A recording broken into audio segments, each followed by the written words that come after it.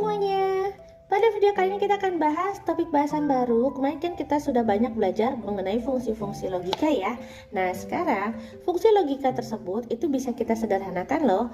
Bagaimana menyederhanakannya? Ada dua teknik. Yang pertama dengan menggunakan aljabar boolean, yang kedua menggunakan Karnaugh map. Nah untuk video kali ini kita akan belajar mengenai penyederhanaan fungsi logika menggunakan aljabar boolean dulu. Untuk Karnaugh map itu dilanjutkan di video selanjutnya. Jadi stay tune di video kali ini ya.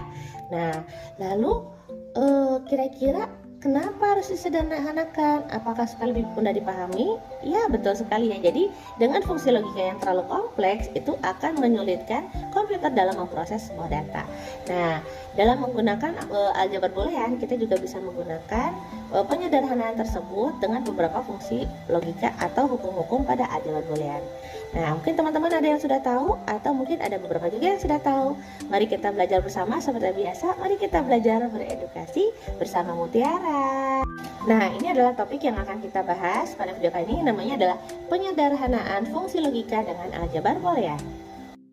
Jadi kita akan bahas dulu ya.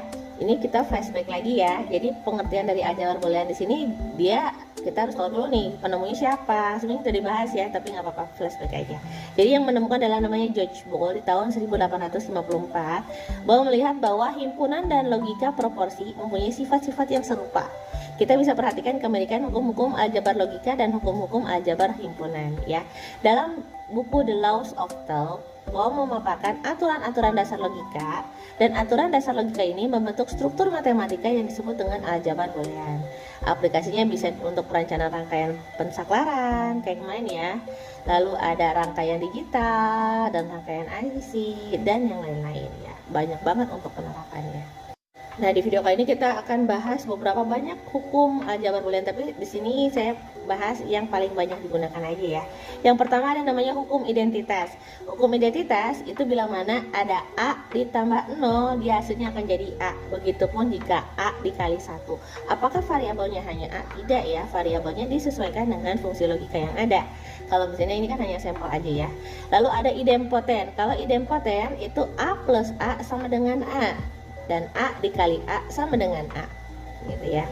Untuk hukum yang ketiga ada namanya hukum komplement. Hukum komplement itu jika A malah jadi nambah Sunda nih ya. A ditambah A aksen sama dengan 1. Tapi jika A dikali A aksen sama dengan 0 ya. Kalau dominansi itu A dikali 0 sama dengan 0. Tapi jika A ditambah 1 sama dengan 1 ya.